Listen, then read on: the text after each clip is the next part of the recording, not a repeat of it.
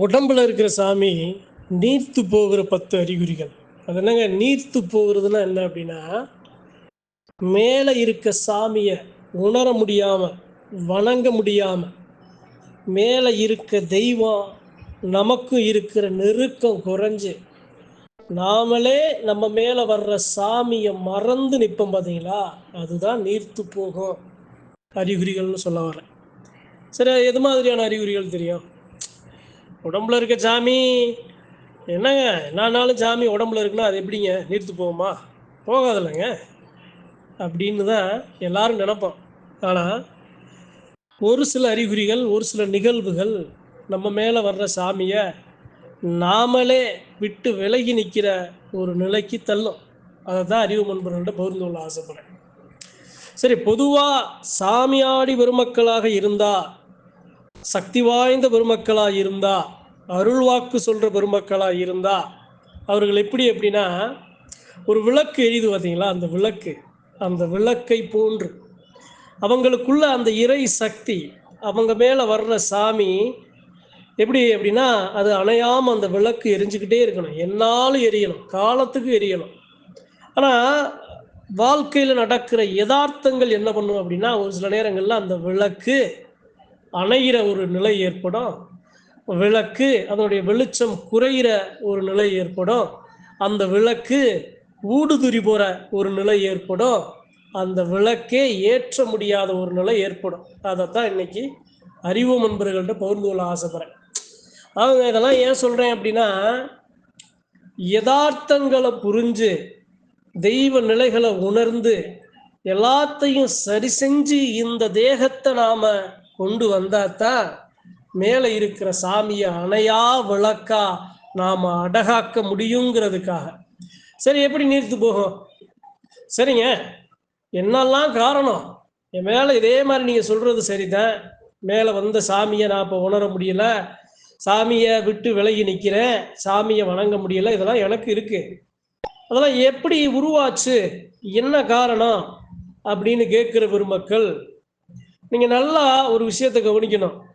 நீங்கள் சாமிக்கு விரதம் பிடிச்சிருக்கீங்க, காப்பு கட்டி விரதம் பிடிச்சிருக்கீங்க அப்படிங்கிற பட்சத்தில் நீங்கள் உணர்வீங்க, அந்த தெய்வம் கொடுக்கிற வலிமையையும், அந்த தெய்வம் உங்களுக்குள்ள பேசுறதையும், அந்த தெய்வம் உங்களை வழி நடத்துறதையும், அந்த தெய்வம் உங்களை சிந்திக்க வைக்கிறது, செயல் வைக்கிறது எல்லாமே பயங்கர நல்லா பிரகாசமா இருக்கும். அப்ப அந்த விளக்கு தகதக தகதக நமக்குள்ள அந்த விளக்கின் வெளிச்சம் இருக்கும். சரி, விரதம் பிடிச்ச பின்பு ஏன் அதனுடைய வெளிச்சம் குறைய என்ன காரணம் அப்படின்னா, நிறைய காரணம் இருக்குங்க, நிறைய காரணங்கள் இருக்கு. அதுல ஒரு 10 காரணங்களை அறிவு முன்பர்கள்ட்ட நடந்ததை, யதார்த்தமான வாழ்க்கையில நடக்கிறத பகிர்ந்து கொள்ள ஆசைப்படுறேன். ஏன் அப்படின்னா, இது மாதிரியெல்லாம் இருந்துச்சு அப்படின்னா நாம நம்மை பாதுகாக்கணும் அப்படிங்கிறதுக்காக. சரி, என்ன காரணம்? என்ன நீர்த்து போகக்கூடிய அறிகுறிகள் என்ன அப்படின்னா, முதல் அறிகுறி, எனக்குள்ள இருக்கிற சாமி என்னை விட்டு நான் உணர முடியாமல் இருக்கிறதுக்கு முதல் அறிகுறி என்ன அப்படின்னா, என்னை சுற்றி நடக்கும் ஏற்படும் அசுத்தம். இந்த தேகம் அசுத்தப்படாத கூடாதுங்க, இந்த மனசு கலங்கக்கூடாது. ஆனா அது ஏற்படும்.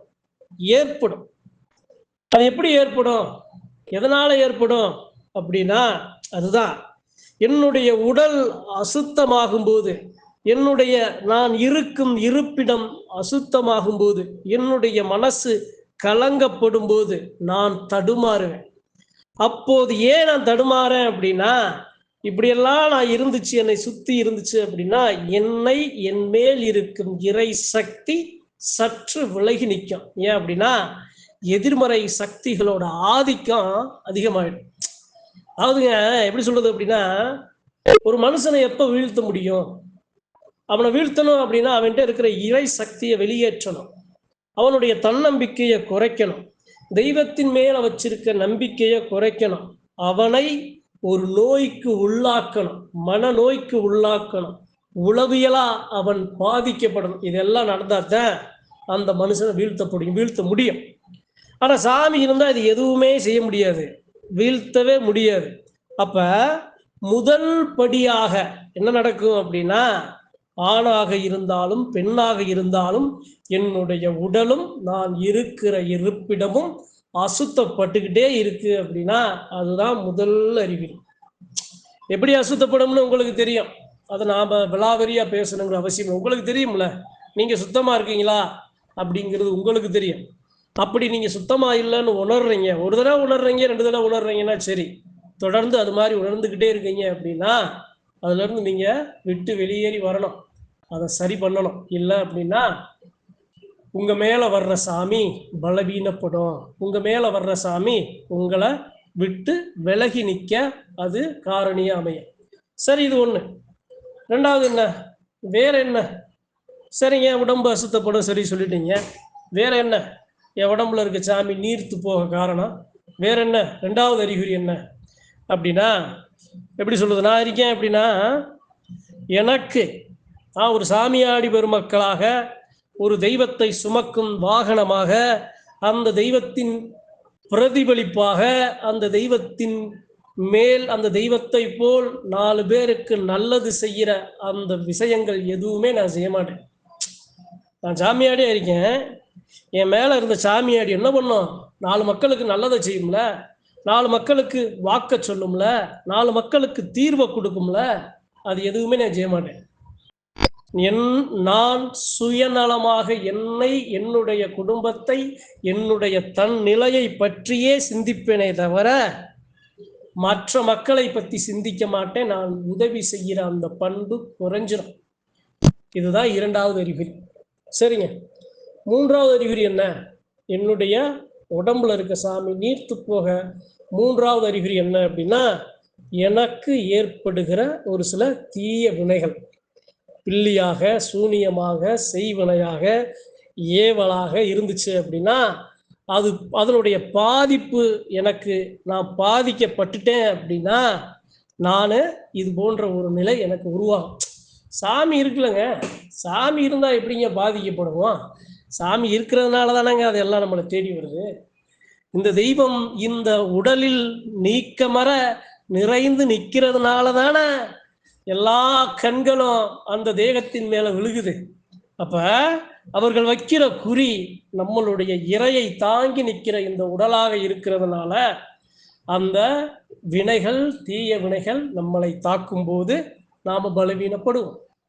நிறைய இருக்கு, ஏவலா நிறைய இருக்கு, செய்வினையா, இதெல்லாம் யாரு அனுபவிக்க முடியும்? இதெல்லாம் யாரால உணர முடியும்னா தெய்வத்தை சுமக்கிற சாமியாடி பெருமக்களால மட்டும்தான் இதை உணர முடியும். சாதாரண மனுஷனால உணர முடியாது.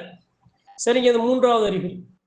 நான்காவது அறிகுறி என்ன அப்படின்னா, கட்டுப்பாடு. மன கட்டுப்பாடே இல்லாம மனம் போன போக்குல, ஏதோ இந்த குதிரைக்கு கடிவாளம் கட்டின மாதிரி அப்படியே போகும்ல, அது மாதிரி மன கட்டுப்பாடு இல்லாம, ஒழுக்க கட்டுப்பாடு இல்லாம, தன்னுடைய ஆசைகளுக்கு கட்டுப்பாடு இல்லாம, தன்னுடைய தான் செய்கிற பழி பாவங்களுக்கு கட்டுப்பாடு இல்லாம நாம இருந்தோம் அப்படின்னா என் மேல இருக்கிற சாமி நீர்த்து போகும். சரிங்க, அஞ்சாவது, என் உடல்ல இருக்கிற சாமி எப்போ நீர்த்து போகும் அப்படின்னா, எப்படி சொல்றது, நான் இருக்கேன் அப்படின்னா எனக்கு எனக்கு நிறைய ஒரு சில நொடிப்பை கொடுக்குங்க, நிறைய நொடிப்பை கொடுக்கும். அது பசியாக இருக்கும், பஞ்சமாக இருக்கும், வறட்சியாக இருக்கும், வறுமையாக இருக்கும், எல்லா நொடிப்பையும் எனக்கு கொடுக்கும். அந்த நொடிப்புல இருந்து நான் என்ன பண்ணணும், எதுவாக இருந்தாலும் பரவாயில்லை அப்படின்னு அதை நான் சகிச்சு தாங்காம, அந்த நொடிப்பை தாங்க முடியாம, கஷ்டப்பட்டு அதை சகிக்க முடியாம நான் என்ன பண்ணுவேன், இப்படி ஒரு சில பேராசைகள் பட்டு தெய்வத்தின் மரபுக்கு எதிராக ஒரு சில விஷயங்களை செஞ்சிருவேன். அதாவது ஒரு சாமியாடி இருக்காருன்னா அந்த சாமியாடி எதை செய்யக்கூடாதோ அந்த செயலை நான் செய்யற மாதிரி ஆயிரும்.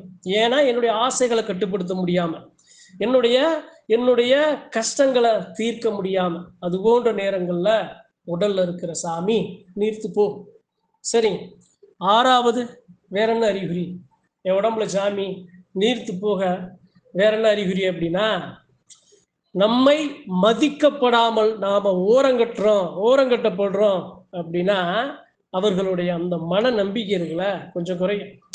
ஒரு சாமியாடி இருக்காரு, அந்த சாமியாடிக்கு தகுந்த மரியாதைகள் செலுத்தப்படாம வேண்டுமென்றே அவர்கள் புறக்கணிக்கப்படுறாங்க, உதாசீனப்படுத்தப்படுறாங்க, அவர்கள் அவமானப்படுத்தப்படுறாங்கங்கிற பட்சத்துல உடல்ல இருக்கிற சாமி இருந்தாலும் என்னுடைய மனம் அந்த தெய்வத்தை வணங்க, ஓங்கி சிந்திக்க, அந்த தெய்வத்தின் மேல் பரிபூரணமாக பாசத்தையும் பக்தியையும் சேர்த்து கொடுக்க முடியாம, எதுக்கப்பா அந்த மக்களுக்கு நாம ஏன் அப்படிங்கிற மாதிரி மனம் வந்து நாம அப்படியே ஒதுங்கி நின்றுவோம். இதுதான் 6வது அறிகுறி. சரி, 7வது அறிகுறி என்ன? என் மேல இருக்கிற சாமி நீர்த்து போக 7வது அறிகுறி என்ன அப்படின்னா, எப்படி சொல்றது, எந்த சாமி இந்த உடல்ல வந்துச்சோ அந்த சாமியவே மறந்து பல 100 நாட்களாக அந்த தெய்வத்தை பத்தி சிந்திக்காம, அந்த தெய்வத்தை வணங்காம, அந்த தெய்வத்தின் பெயரை நாவுல உச்சரிக்காம, எப்படி தெய்வ வழிபாட்டவே மறந்து நான் என்னுடைய வழியில நான் இருந்தேன் அப்படின்னா என் உடம்புல இருக்க சாமி நீர்த்து போகும். சரி, 8வது, என் உடம்புல இருக்க சாமி நீர்த்து போக என்ன காரணம் அப்படின்னா, நல்லா பேரன்பு கொண்டு எல்லாத்தையும் நேசிக்கிறதுனால நமக்கு கிடைக்கிற அந்த மன வலி இருக்குல்ல, அந்த மன வலி என்னப்பா, பேரன்பு கொண்டு எல்லாத்தையும் நேசிக்கிறோம், நம்ம மனசு இவ்வளவு கஷ்டப்படுத்துறாங்களே, நல்லது செஞ்ச பெருமக்கள் கூட நம்மளுக்கு ஒரு நன்றியோட இல்லாம நம்மள இவ்வளவு ஒரு ஒரு கஷ்டமான ஒரு சூழ்நிலையில நிப்பாட்ட, இனியேப்பா இவங்களுக்கு நாம இந்த சாமியை சுமந்து இனியாண்டா அவங்களுக்கு நல்லது செய்யணும் அப்படின்னு எடுக்கிற அந்த நிலைப்பாடு இருக்குல்ல, அந்த நிலைப்பாடு என் மேல இருக்கிற சாமிய ஊக்கமா பேச விடாம குறைச்சு கொடுக்கும். சரி, 9வது என்ன? என் உடம்புல இருக்கிற சாமி நீர்த்து போக நான் வணங்குற சாமிக்கு ஏற்படுகிற என் மேல் வரும் தெய்வத்திற்கு கிடைக்க பெறுகிற மாலை மரியாதைகளும் அந்த சக்திகளும் அங்கு அதிகப்படுத்தாம, அந்த தெய்வம் பராமரிக்கப்படாம, அந்த தெய்வத்தின் தேவைகள் நிறைவேற்றப்படாம, அந்த தெய்வம் வலுவிழந்து அங்கு இருக்கும்போது அந்த சாமி என் மேல, அந்த தெய்வத்தை நான் உணர முடியாது. அந்த சாமி போல நானும் பலவீனமாவேன், சாமியாடி ஒரு மக்களும் பலவீனமாவாங்க. அப்ப அந்த தெய்வம் நாம முழுமையா நம்ம சாமிய உணர முடியாது. சரி, 10வது என்ன?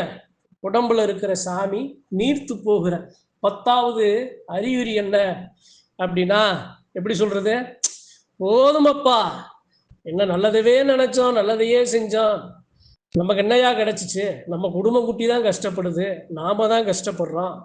ஏன்னா எந்த சனங்களுக்கு நல்லது நினைக்கணும்னு தெய்வத்தை மனவோல நம்பி நாம நிக்கிறோமோ அது மாதிரி மற்ற சனங்க அந்த தெய்வத்தை நம்பி நிக்கலையே, நம்ம வைக்கிற நம்பிக்கையை மற்ற சனங்க அந்த தெய்வத்தின் மேல வைக்கலையே, எதுக்குப்பா, ஏன் விடுறா, ஒரு போக்குல போவோம்டா, சாமி அது பாட்டுக்கு இருக்கட்டும், நாம நம்ம பாட்டுக்கு நம்ம வாழ்க்கைய பார்ப்போம், யாருமே மதிக்காத யாருமே வணங்காம நான் மட்டும் போய் ஏப்பா இன்னும் பல கஷ்டங்களையும் பகைகளையும் இன்னும் பல நொடிப்புகளையும் நான் ஏன் ஏற்படணும், எல்லா சனம் போல நம்மளும் இருந்துட்டு போவோம், அவன் அழிஞ்சா நானும் அழிகிறேன், அவன் வாழ்ந்தா நானும் வாழ்றேன், கிடக்கட்டும்டா சாமி அப்படின்னு போட்டோம்னு வைங்களேன், அந்த உடம்புல இருக்க சாமி நீர்த்து போகும். அவங்க இதெல்லாம் நான் ஏன் சொல்றேன் அப்படின்னா, இது எல்லாமே நான் ஏற்கனவே சொன்ன மாதிரி சூழ்நிலையின் காரணமாக நடந்துச்சு அப்படின்னா நம்ம சாமி நம்மளை மன்னிச்சிருங்க. ஆனா நாம இதெல்லாம் சரி பண்ண முடியாம நம்மளுடைய தேவையை மட்டுமே சிந்திச்சு, ஒரு விஷயம் இருக்குங்க, சாமியாடி அப்படின்னா அந்த சாமியாடிங்கிற சாதாரண பெருமக்கள் அல்ல. அந்த சாமியாடி எப்படி தெரியுமா, அந்த சாமிக்கே ஒரு நாள் அந்த சாமியாடி தாங்க அதை சரி பண்ணி கொடுக்குற சக்தி வல்லமை. ஒரு தெய்வம் இருக்குன்னா அந்த தெய்வத்தோட பிரதி, அந்த தெய்வத்தோட ஜெராக்ஸ்ன்னு சொல்லுவாங்களா, அதான் அந்த இடத்துல சாமியாடி. அந்த சாமியை தொட்டா அந்த சாமியாடி துடிப்பாரு, அந்த சாமியாடியை தொட்டா அந்த சாமி துடிக்கும்.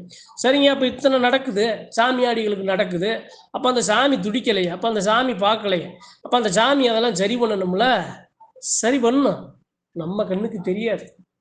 ஒரே ஒரு விஷயம், அதாவது உண்மையை உடைச்சு யதார்த்தமா பேசுறேன், சாமி ஆடுறீங்களா, சாமி உங்க மேல உண்மையா வருதா, உங்களுடைய இயல்பை மாறாதீங்க. சனங்க இன்னைக்கு இப்படி இருக்கும், நாளைக்கு வேற மாதிரி இருக்குங்க. இன்னைக்கு உங்களை காலை தொட்டு கும்பிடும், மறுநாள் காலை வாரி விடும். உங்களுடைய தேவைக்காக உங்களை சுற்றி இருக்கும், உங்களுடைய தேவை முடிஞ்சிச்சு அப்படின்னா உங்களை மறந்து நீ யாருன்னு கேட்க, நமக்கு எவ்வளவு மரியாதை கொடுத்த சனம், அதே சனங்கள் எல்லாரும் ஒன்னா சேர்ந்து நமக்கு அவமரியாதையும் கொடுப்பாங்க. அதெல்லாம் விட்டுருங்க. மனசுக்கு நெருக்கமா, மனசாட்சிக்கு உண்மையா உங்க மேல வர்ற சாமிக்கு உண்மையா இருக்கீங்களா, பரிபூரணமா இருக்கீங்களா? போதுங்க, போதும். அதாவது நம்ம சாதாரண மனுஷன், நம்மளால என்ன சரி பண்ண முடியும்? சாமி நமக்குள்ள இறங்கி நிக்கிறதுனாலதான் நாம சக்தி வாய்ந்த பெருமக்களா மாறுறோம். அதிகாரம் கிடைச்சதுனாலதான் அந்த அதிகாரத்தை செயல்படுத்தி நல்ல செயல்களை அந்த எல்லையில் அரங்கேற்றோம். நல்ல மக்களுக்கு பாதுகாப்பா அந்த சாமி போல அந்த சாமியாடி ஒரு மக்கள் இருப்போம். ஆனா அது போன்ற மக்களுக்கு இது போன்ற இடையூறுகள் காலத்துக்கு வரும். அதெல்லாம் சகிச்சு, அதெல்லாம் பழகி, அதெல்லாம் பரிபூரணமா ஏத்துக்கிட்டு, எல்லாத்துக்கும் உடனுக்கு உடனே அது வேணாம் அப்படின்னு வெட்டி துண்டா எரியாம, என்ன நடந்தாலும் பரவாயில்லப்பா, நானே அழிஞ்சாலும் என் மேல இருக்கிற சாமி உங்களை காக்கட்டும், சாமி நல்லா நிக்கட்டுமப்பாங்கிற மனநிலையில வாங்கலேன். தெய்வம் நீர்த்து போனாலும் காட்டாறு வெள்ளம் போல உங்க உடலுக்குள்ள வந்து மழை போல நிக்க. ஒரு கணத்துல நீங்க இழந்த எல்லாத்தையும் திருப்பி கொடுக்கும். நிறைய விஷயங்கள் இருக்குங்க. சாமியாடி வரும் மக்களுக்கு ரொம்ப முக்கியமானது என்ன தெரியுமா? உடல் ஆரோக்கியம், மன வலிமை, தன்னம்பிக்கை, இடைவிடாத பக்தி, நல்ல எண்ணம், நல்ல ஒழுக்கம், நல்ல பழக்க வழக்கங்கள், அன்பு, அள்ளி கொடுக்கிற பாசம், முடிஞ்சதை செய்கிற உதவி, இல்லாதவங்களுக்கு நான் இருக்கேன்னு முன்னாடி கட்டி அணைக்கிற குணம், பண்பு, இதெல்லாம் உங்ககிட்ட நிறக்க இருக்கணும். இதை மட்டும் குறையாம பார்த்துக்கோங்க. சாமி உங்களை விட்டு விலகாது, நீர்த்து போகாது அப்படிங்கிறது சத்தியமான உண்மைன்னு சொல்லி இந்த பதிவை அறிவோம் நண்பர்களுக்கும், இது போன்று தெய்வம் பேசாம உடம்புல இருக்க சாமி நீர்த்து போச்சே, பேசலையே, நாம என்ன காரணம்னு தெரியாம இருக்கிற மக்களுக்கு நான் ஏதாவது இது போன்ற ஒரு காரணங்கள் இருந்துச்சு அப்படின்னா அதை எப்படி சரி பண்ணணும்? சரி, அதை எப்படி சரி பண்ண முடியும்? நீங்க சொல்றதெல்லாம் சரித்தாங்க, இதெல்லாம் நீங்க சொல்றதெல்லாம் சரித்தாங்க, அதெல்லாம் எப்படி சரி பண்ண முடியும்? இதெல்லாம் எனக்கு இருக்கு, நான் எப்படி அதை சரி பண்ண முடியும் அப்படின்னா, அது எப்படி சரி பண்ண முடியும் அப்படின்னா, சரி பண்ணணும். கட்டுப்பாடுதான். முடிஞ்சுட்டேங்க, எந்த அளவு இருந்துட்டேங்க, முடியலைங்க அப்படின்னா ஒன்றும் இல்லை. கண்ணை மூடிக்கிட்டு சாமிக்கு கையில காப்பை கட்டி 21 விரதம் பிடிங்க, 48 விரதம் பிடிங்க, மனசு ஒருநிலைப்படுத்துங்க. உங்களுடைய சுத்தம், உங்களுடைய அசுத்தமா இருக்கிற தேக மனம் சுத்தமாகும். விரதம் பிடிங்க 21. நீங்க தெய்வத்துக்கு மற்ற உங்க இஷ்ட தெய்வங்களுக்கு, ஐயப்பனுக்கு மாலையை போடுங்க, முருகனுக்கு மாலையை போடுங்க, அம்மனுக்கு காப்பு கட்டுங்க, தீச்சட்டி எடுங்க. இறை சக்தியை உங்களுக்குள்ள இருக்கிற சுத்தி உங்ககிட்ட இருக்கிற மாதிரியே ஒரு 2 வாரம், 3 வாரம், 4 வாரம் அதை நீங்க உடனே செஞ்சிட்டீங்க அப்படின்னா இந்த நடந்த இந்த 10 அறிகுறிகளும் பனி போல விளையிடும். அப்ப உங்களுக்கு ஒரு புதுமையான ஒரு சக்தி, ஒரு ஊக்கம் கிடைக்கும். ஏன் சாமி கும்பிடும்போது எதுக்குடா காப்பை கட்டி விரதம் முடியுங்கன்னு சொல்ற காரணம் என்ன தெரியுமா? அந்த விரதம் நம்மளை மேன்மைப்படுத்தும். அந்த விரதம் நம் இழந்ததை நமக்கு திருப்பி கொடுக்கும். அந்த விரதம் நம் சாமியை நாம் உணரச் செய்யும். அந்த சாமியை நாம் நெருக்கமாக இணைக்க செய்யும். அந்த சாமி வந்து தங்கி பரிபூரணமா உட்கார்ற பரிசுத்தமான இடமா உங்களுடைய உடம்பு தேகம் மாறும். அதனாலதான் விரதம் பிடிக்கிறது. ஏன் விரதம் பிடிக்கிறாங்க? ஏன் இல்லை, மனுஷனோட நன்மைக்காக. அந்த மனுஷனை சாமி தொடணும், சாமி பரிபூரணமா பேசணும். அந்த மனுஷன் கொடுக்கிற பக்திய அந்த சாமி பரிபூரணமா ஏற்றுக்கொண்டு அந்த தெய்வம் அனைத்து கோரிக்கைகளையும் நிறைவேற்றி சகல வளங்களையும் கொடுக்கணும் அப்படிங்கிற நோக்கங்களுக்காக தான் காப்பு கட்டி விரதம் பிடிச்சு சாமி அழைப்பு, சாமி ஆட்டம், வழிபாடு எல்லாம் நடக்கும். அதனால சொல்றேன், இதுதான் தீர்வு. அங்க போய் இங்க போய் அதை செஞ்சு இதை செஞ்செல்லாம் 10 பைசா பிரயோஜனம் இல்லை. நீங்கள் உங்களை, உங்கள் மனதை, உங்கள் உடலை, உங்கள் எண்ணத்தை சரி செய்தால் மட்டுமே நிரந்தர தீர்வு கிடைக்கும். உங்களுடைய தெய்வம் பரிபூரணமாக உங்களிடம் பேசுங்கிறது சத்தியமான உண்மைன்னு சொல்லி இந்த பதிவு அறிவு நண்பர்களுக்கும், அதே சமயம் இது போன்று தெய்வத்தை இழந்து தவித்து நிற்கிற ஒரு சில பெருமக்களுக்கு பகிர்ந்து கொள்ள ஆசைப்படுறேன். கவலைப்படாதீங்க சாமியாடி பெருமக்களா, கவலைப்படாதீங்க. நீங்க வர்ற கஷ்டம் எல்லாத்தையும் அந்த சாமி பார்த்துக்கிட்டே இருக்கும். உங்களுக்கு வருதுல இந்த அந்த இடையூறு, தொந்தரவு எல்லாத்தையும் அந்த சாமி நோட்டு போட்டு எழுதி வச்சுக்கிட்டே இருக்கும். காலகட்டம் வரும்போது அனைத்திற்கும் அந்த தெய்வத்திடம் பதில் சொல்ல வேண்டிய நிலை உருவாகும். அப்ப உங்களுக்கு பதில் கிடைக்கும், தீர்வு கிடைக்கும். நன்றி, வணக்கம். மற்றும் ஒரு பதிவில் சந்திப்போம்.